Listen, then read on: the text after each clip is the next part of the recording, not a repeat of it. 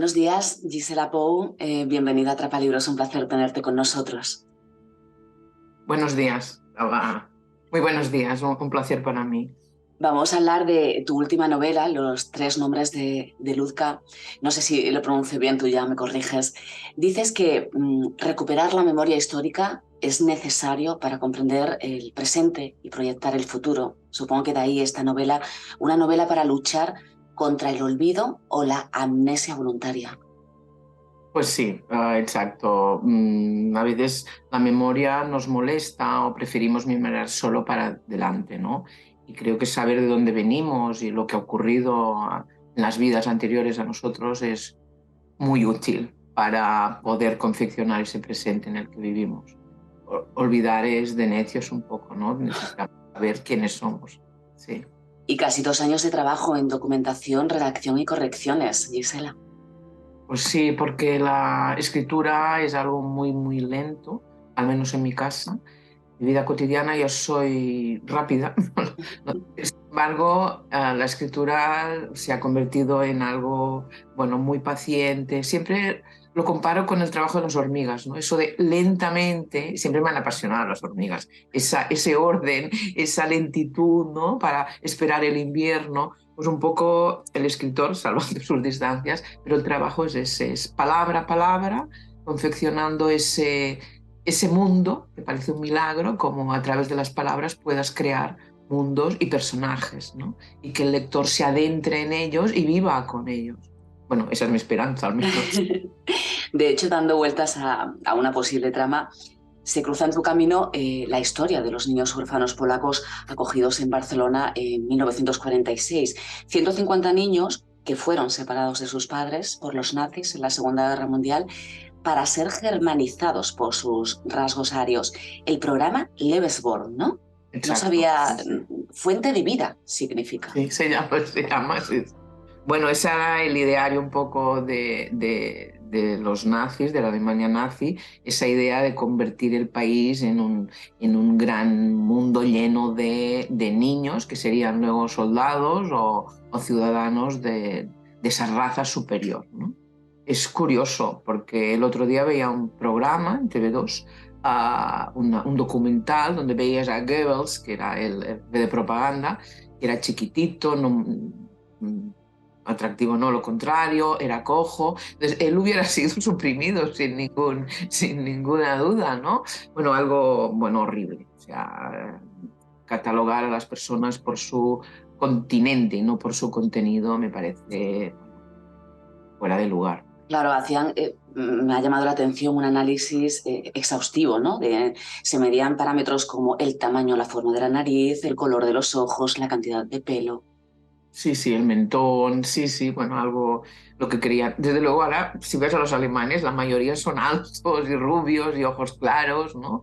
Pero bueno, sí, era una locura, es que no hace falta ni me gusta hablar de ello, pero me parece tan espantoso bueno, que hablar de ello es como darle la importancia que tiene por el tema de la memoria que decíamos antes, pero bueno, es una locura, no tiene otro nombre. Antes de meternos en los personajes, decíamos que estos niños acabaron en el orfanato de Barcelona. Una figura trascendental es Wanda Morvisser, que además es un personaje real. Exacto. Bueno, los niños vinieron a Barcelona como un acogimiento, como se hace ahora, se los acogía por unos meses en principio y algunos de ellos, esos meses, se alargaron hasta 10 años, poco, muy poco. Ya no eran niños, eran muchachos, ¿no? Y Wanda Morbidger, un personaje real, era la canciller del consulado de Polonia en Barcelona, y quiero aclarar siempre que es la canciller del consulado de Polonia, de la Polonia que estaba en el exilio, porque la Polonia en 1946 era la Polonia comunista que no tenía ninguna relación con España. Gracias a ella, que formaba parte de la Cruz Roja Internacional y del consulado, como ya he dicho, pues vinieron a España como para acoger, pues como hacemos ahora, con niños Era ucranianos, como una madre, ¿no? Para ellos. países, sí. Y ella fue como una madre, ella se ocupaba en realidad de las relaciones entre las dos instituciones. Si necesitaban ropa de abrigo, si necesitaban zapatos, si necesitaban aquello que era necesario, pero poco a poco fue dejando sus tareas en el consulado y se ocupó más de estos niños que sí que la veían, Pani Wanda la llamaban, señora Wanda, y la veían como ese elemento, esa persona protectora, ¿no? Esa madre que habían perdido. Sí. Y Gisela, la novela está narrada a tres voces. Tenemos la de Luzca, Emma e Isabel. Empecemos con Luzca, ¿no? Porque dices que realmente es un personaje ficticio que engloba testimonios varios de personas reales. Bueno, la construí a partir de muchas entrevistas en prensa escritas y también en Google, que hay minas de cosas, ¿no? A través de esos testimonios pude meterme en la piel de un personaje ficticio, porque yo que sabía de esos niños reales, ¿no? Sé lo que pueden sentir los niños, pero los niños en guerra. Entonces necesitaba esos testimonios.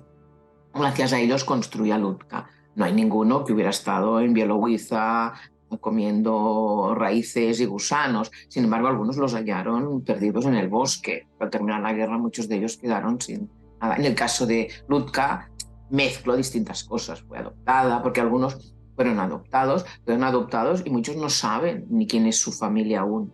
No de los que vinieron a Barcelona, me refiero a los miles y miles y miles de niños que fueron robados por los nazis de Polonia principalmente, los que vinieron a Barcelona, es esa Polonia que está en el sur, la región, la zona que está en el sudoeste, que se llama Silesia, donde esas características físicas son, bueno, son arias, ¿no? Son rubios, etcétera. No lo vamos a repetir.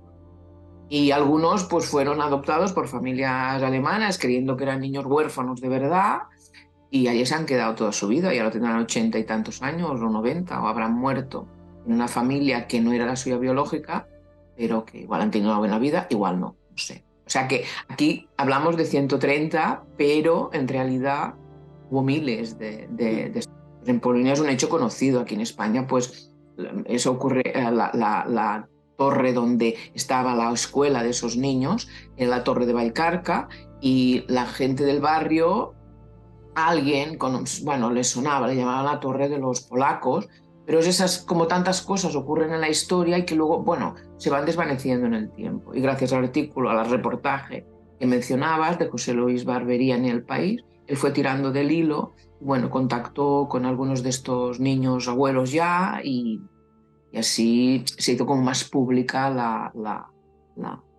ese hecho, ¿no? Y vamos a hacer un perfil de Luzca, ¿no? Porque ya la conocimos los lectores cuando cogemos la novela.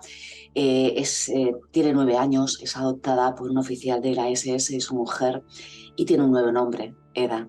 A lo largo de la novela veremos que ella busca su verdadera identidad, por eso aquello de los 3 nombres. Exacto, o sea, es una niña que es secuestrada a los 3 años, que eso lo descubrimos más tarde, estoy haciendo un pequeño spoiler. Ella cuando llega a Barcelona no habla en absoluto, no dice una palabra en alemán, porque todos hablan en alemán, pero ella no dice nada, pudiendo, no tiene un trastorno como creen, sino, bueno, lo tendrá, porque con la guerra todo el mundo tiene, pero bueno, ella se encierra en un silencio de forma voluntaria.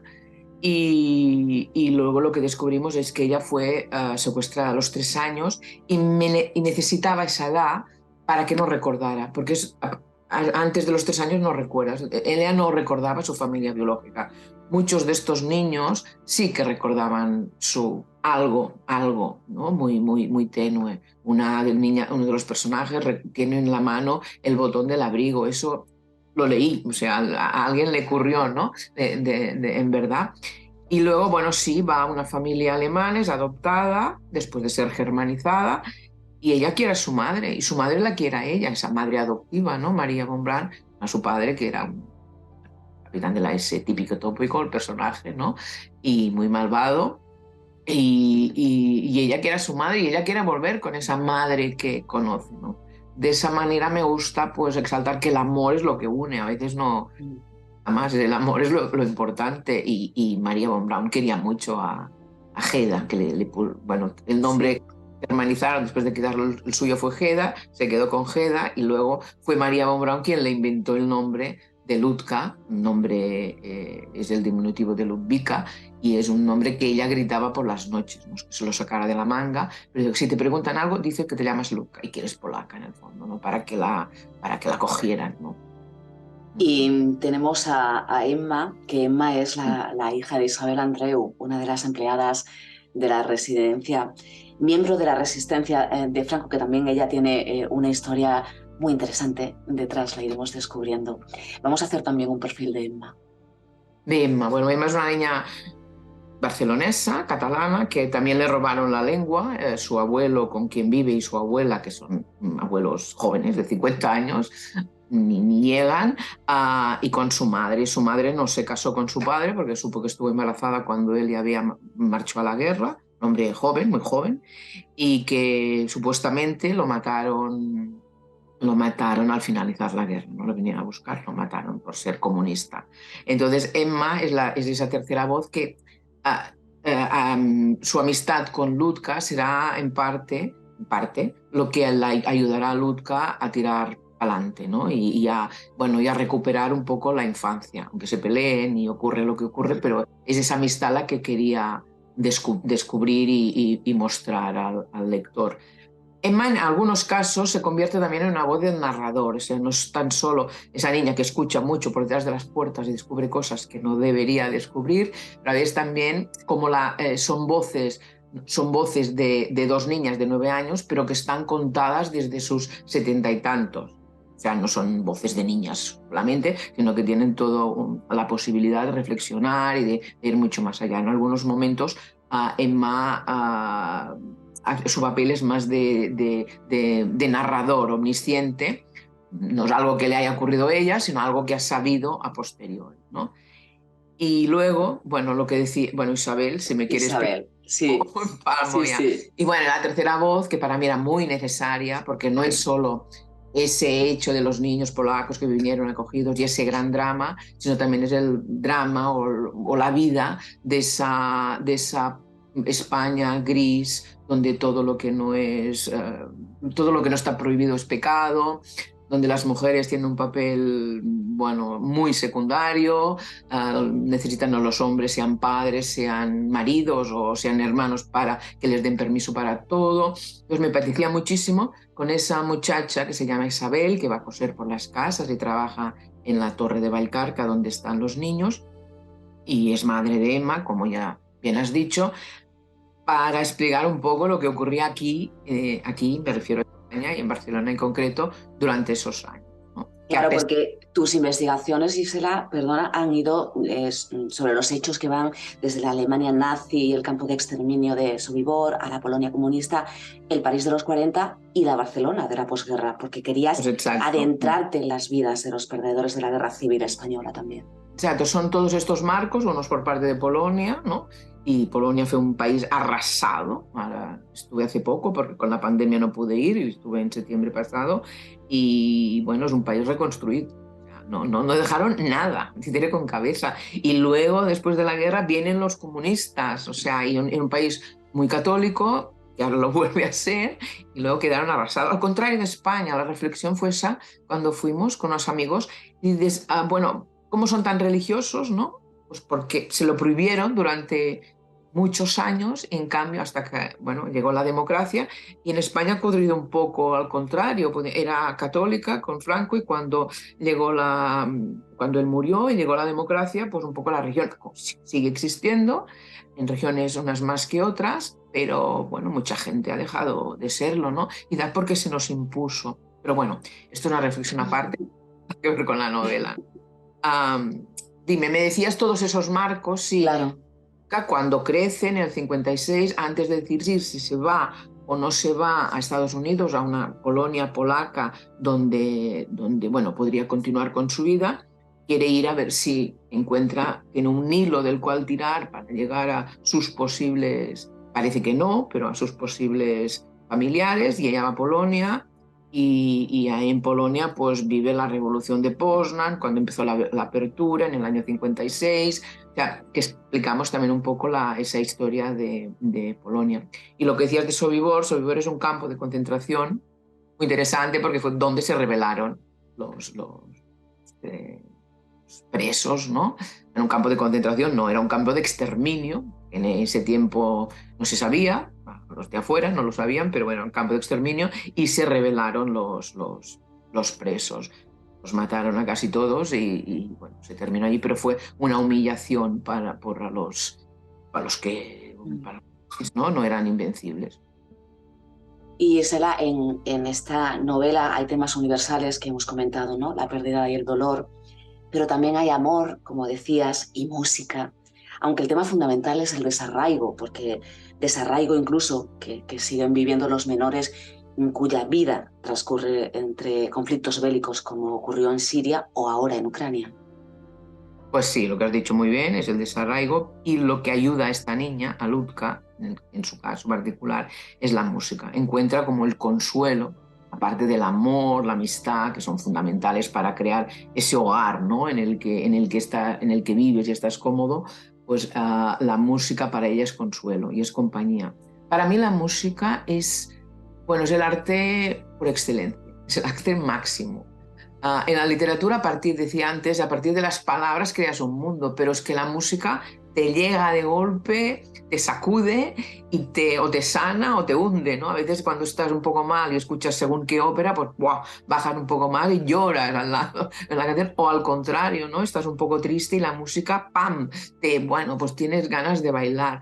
Es un arte por excelencia. En el caso de lo que nos ocupa, de Ludka, pues la música la ayudó muchísimo a sentirse parte integrante de algo, bueno, que a ella la consolaba. Cantaba en el coro de la escuela polaca y bueno, y hizo de ello su profesión. No era cantante, pero daba clases de música, llevaba un coro ella misma y bueno, fue su vida, bueno, parte de su vida, parte. Y Gisela, también comentas en alguna entrevista la importancia de los personajes secundarios, ¿no? Para la base sólida, para que se sustente la historia. Exacto, para mí son fundamentales. O sea, no puedo. Siempre dice, una amiga me enseñó cuando hacía guiones muchos años de televisión aquí en Cataluña, y son los personajes los que tiran de la trama. Pero bueno, tienes los personajes principales, pero esa trama tiene que estar envuelta por otros personajes secundarios que yo siempre los he querido muchísimo, porque creo que te dan como la tercera dimensión o la cuarta, ¿no?, de ese mundo que quieres crear. Y en esta novela pues están personajes muy femeninos, la verdad, a excepción de alguno, pero están, bueno, la madre de Isabel, que no diría que es secundario, pero la vecina, Delfina, que ha perdido la cabeza y que chilla por bueno, por el patio de luces, y los vecinos la ayudan a tirar para adelante, como está Jacinta, como está Florinda, o sea, unos personajes que para mí, bueno, me han acompañado durante estos 2 años y forman parte un poco de mi vida. Y estos sí que son puramente inventados, pero Florinda, por ejemplo, es la cocinera. Isabel, la madre de Emma, ayuda a Florinda, es la cocinera, una mujer muy, muy grande, muy enorme, muy franquista. Ella quiere mucho. Cuando llega Franco a Barcelona, un hecho real, bueno, se emociona cantidad, ¿no? Un poco bueno, quiero dar como distintas miradas también a una misma situación. Ni todos malos, ni todos buenos, hay de todo en todas partes. Cuando terminas la novela, después de estos casi 2 años que hemos comentado de trabajo, ¿te abandonan o se mantienen a tu lado durante un tiempo, ¿no? Se resisten a irse. Bueno, depende, porque al final, sinceramente, quedo un poco harta de todo, porque la versión 18 de esa novela, pues yo ya lo he dicho, porque lo has leído tantas veces, como decía antes, que escribir es reescribir. Y cuando vas haciendo versiones, incluso cuando está terminado, luego se lo leyó a Cristina Tozer, que es la hija de Wanda Morbidger-Tozer, y bueno, pues dijo algunas cositas pequeñitas, pero lo vuelves a revisar. Otro personaje, un historiador polaco que era especialista en la guerra española, se lo leyó. Eso después de que se lo leyeran amigos y conocidos críticos. Yo creo mucho en la crítica, y a mí que me digan está muy bien, bueno, cuando está editado, me gusta que me lo... Antes prefiero, bueno, me gustan las críticas porque creo que hacen que la escritura crezca, y bueno, hay cosas que tú no las ves, estás tan metido a veces que no las ves. Y después de releer y volver a leer, necesito como un tiempo de calma en el que aún no estoy, porque yo lo escribí en catalán, que es mi lengua. Se tradujo al castellano, se ha publicado en castellano, se tiene que publicar en catalán ya. Y ahora estaba haciendo otra vez, este fin de semana me volví a leer las últimas galeradas de catalán, aunque eran las primeras. O sea que estás como un poco ya... Sin embargo, esta vez he disfrutado mucho. Porque... Está teniendo mucha, perdona, mucha buena acogida en Polonia. Pues sí, pues se está traduciendo. Bueno, aún no lo sabemos, pero ha sido muy buena acogida porque antes de publicarse, cuando mi agente literaria, que es polaca, fue a Frankfurt, a la feria de Frankfurt, pues ya quisieron los derechos, se ha firmado, ya están en ello y ya están traduciendo, no sé cuándo saldrá, si dentro de medio año, un año o 2 meses, ¿no? Y ahora también es Portugal, está interesado, que bueno, ya está casi, y hay otras, pero yo hasta que no firmo no como los actores, no sé a qué llegar, ¿no? Y Gisela, un apunte porque algunos de estos niños regresaron en 2008 a Barcelona para participar en unas jornadas de conmemoración. Sí, exacto, porque cuando el reportaje del cual hemos hablado apareció era en mayo de 2008, entonces el consulado del momento, el señor Pernal, el cónsul Pernal y el Ayuntamiento de Barcelona, bueno, creyeron importante o necesario que esos niños, bueno, primero, escribieron un libro que está escrito a tres lenguas, en catalán, en castellano y en polaco, donde distintas voces me refiero a periodistas, a consulados, a personas que estuvieron en ese tema entonces, escribieron un libro que lo tenía por aquí encima, luego si quieres te lo enseño, y que me ha sido de mucha ayuda. Y al final del año, al finalizar el año, como tú has dicho, en diciembre del 2008 vinieron algunos, esos niños, estuvieron aquí en Barcelona unos días, hicieron un acto que para mí fue muy emocionante porque, bueno, yo no estuve en ese acto, pero mientras escribía la novela fue al archivo de Barcelona, había las fotos que no las habían mandado, o sea, había muchas fotos repetidas de ese acto que se hizo en el Saló de Cent, que se llama, que es un salón precioso, y esos niños se reencontraron. Y así terminó también la novela con mis personajes, ¿no? Me ayudó para ver claro el final que quería. Empieza en 2008 con una postilla muy breve y luego se van al 2008, vuelven y termina la novela. De hecho, Barcelona fue una ciudad muy importante para ellos porque fue una ciudad de acogida. Exacto. Bueno, como ahora, es que mientras escribía la novela durante la pandemia, porque empecé con la pandemia, lo cierto es que pensaba, bueno, eso de la guerra, de la Segunda Guerra Mundial, aunque interese mucho, pero te queda como lejos. Sin embargo, estaba muy cerca. Había el tema de Siria, yo había hecho una historia para niños, bueno, para niños, no, para adolescentes, que se llama Palmira, que habla desde Barcelona, cómo una niña de Barcelona ve a los niños de Siria. O sea, lo tenía como muy presente, ¿no? Entonces pensé, bueno, es que las guerras existen y persisten. Y bueno, y luego, pues mira, hace un año empezamos otra vez con una mucho más cerca de nosotros. Y aquí la tenemos cada día en televisión y eso no se termina, y parece unos meses y más. O sea que las guerras, por desgracia, están. Porque el hombre es el único animal que tropieza 20 veces con la misma piedra. Para terminar, Gisela, me gusta unas líneas de Luzca, ¿no? Que dice, éramos como pequeños árboles con las raíces al viento, desarraigados, que no sabíamos de dónde veníamos, ni sabíamos a dónde íbamos. Bueno, eso lo decía alguien en este libro que te comentaba, no lo decía exactamente así, era menos literario, pero sí que cuando le preguntaron, ¿y estás contento de estar aquí en el 1946, estar en Barcelona? Y dice, bueno, es que somos como maletas o como árboles que vamos y venimos, es que ya no sabían si Barcelona iban a estar bien o no, ¿no?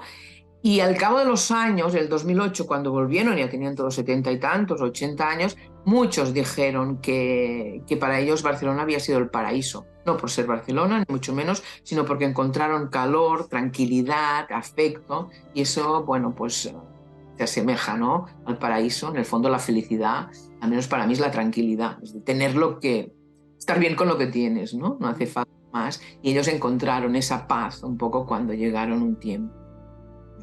Pues Gisela, muchísimas gracias por esta historia, los 3 nombres de Luzca, y gracias por evitar o intentar evitar que suframos de esta amnesia histórica de nuestra historia, porque creo que no nos trae nada bueno.